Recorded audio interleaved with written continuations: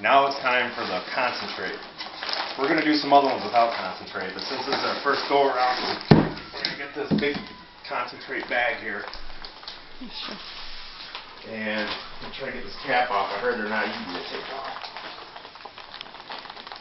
Which I know what they're talking about now. They like seal them up. Who's on your shirt? Just some guy. Okay, I got it all.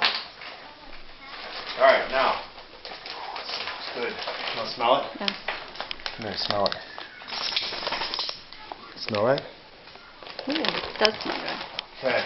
Approved. In goes the concentrate. That's not going to tip over, is it? God, I hope not. That would be a disaster. I'll hold it. You could film it in there. Boy, you smell that? It smells good. It's like grape juice, right from the vineyard. Have you smelled grape juice right from the vineyard? No, I haven't. I have now, though. Get all the wine in there. Now, they also say that I'm supposed to fill this with water and rinse it out here, so I'm going to do that. I won't film that, but we'll be back.